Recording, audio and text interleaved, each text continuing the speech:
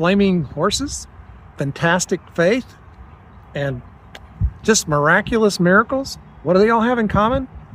Stay tuned today and we'll find out. Hello again and welcome back to the channel. I'm David and today is July the 2nd.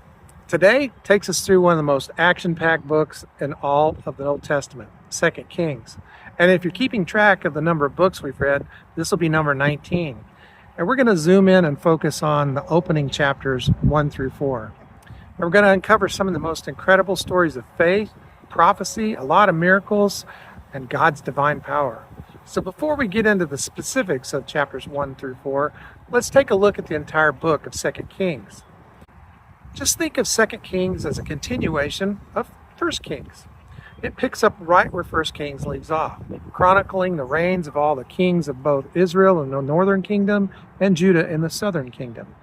We see the succession of good kings and bad kings, the prophets of Elijah and Elisha performing incredible miracles, and the ongoing struggle between the worship of God and the following after idols. Ultimately, 2 Kings serves as a powerful testament to the consequences of disobedience and to the unwavering justice of God. And it all ends with a description of both the kingdoms and their people being carried away into captivity. Now, with that context in mind, let's turn our attention to chapters 1 through 4. These chapters primarily focus on the transition of prophetic leadership from Elijah to Elisha and showcase the early ministry of Elisha. Chapter 1 starts off with King Ahijah of Israel, the son of Ahab and Jezebel. He's injured in a fall, but instead of seeking the Lord, he sends messengers to inquire of Baal-zebub, the god of Ekron, about his recovery. This is a classic example of spiritual apostasy that plagued Israel. But God intervenes.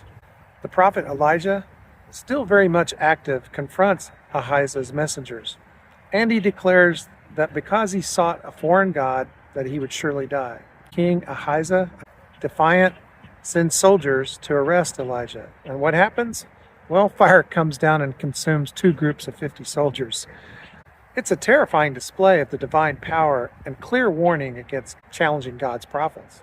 Well, finally, a third captain humbly approaches Elijah, and Elijah goes with him to deliver the message directly to Ahijah.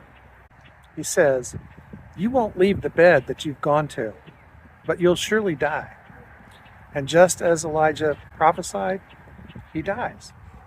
Now, chapter 2 is one of the most mysterious passages of the Bible, the ascension of Elijah. Now, I've seen some TV shows where researchers and scientists have used this as a passage that proves that there were extraterrestrials and UFOs. But as Elijah's time draws near to a close on this earth, he's accompanied by his faithful servant Elisha. Elijah tries to get Elisha to stay behind, but Elisha's determined to go with him, and he declares, "As the Lord lives and as you live, I'll not leave you."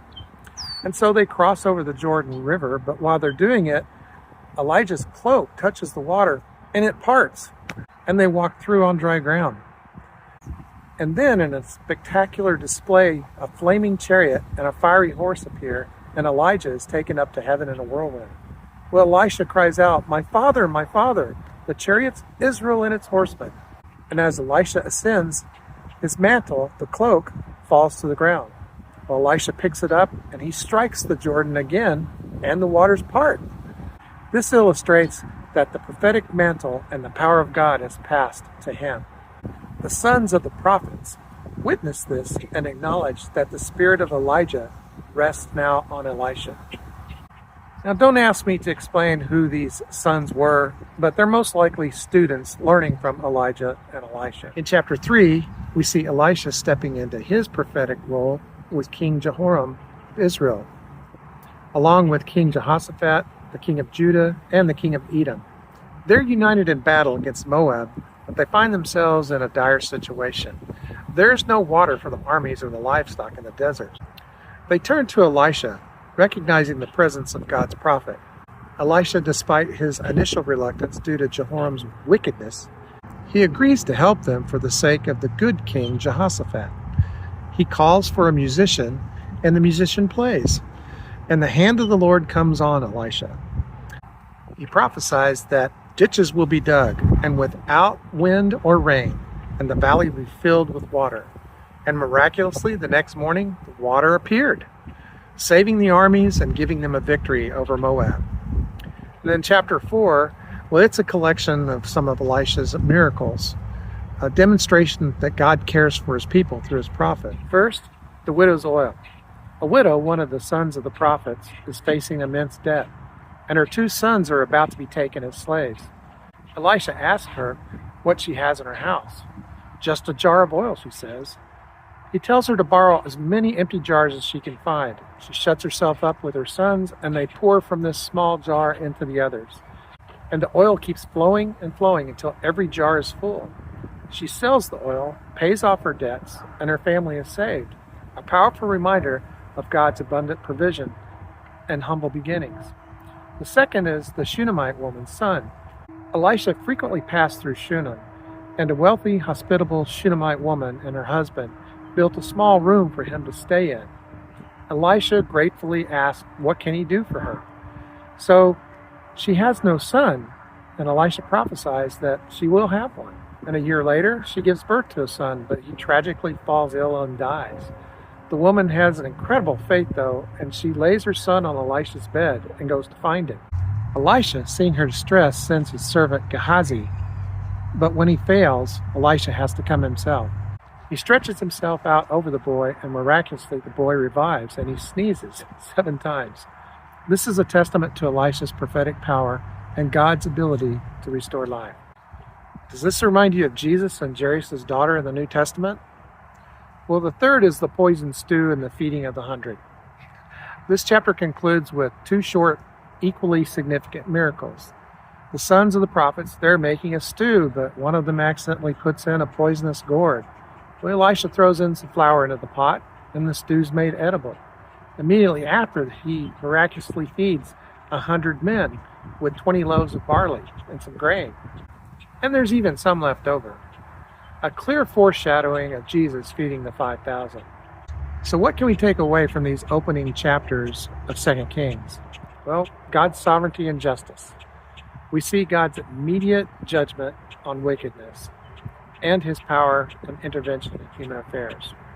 The importance of prophetic ministry.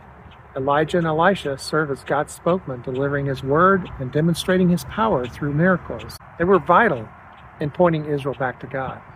God's abundant provision and compassion. Elisha's miracles consistently show God's care for individual needs. Whether the widow, the barren woman, the hungry crowd. Faith and obedience. Those who trust in God's prophets, like the Shunammite woman and the widow, experience incredible blessings. This part of Israel's history is filled with divine encounters and human struggles. These chapters remind us that even in times of spiritual decline, God is at work. All this just in the first 4 chapters, and there's a lot more to come. So I hope you were encouraged with today's reading, and please let me know your thoughts in the comments below. Help by sharing these videos with other people, and like and subscribe to our channel. Thanks for watching, and I'll see you in the next video.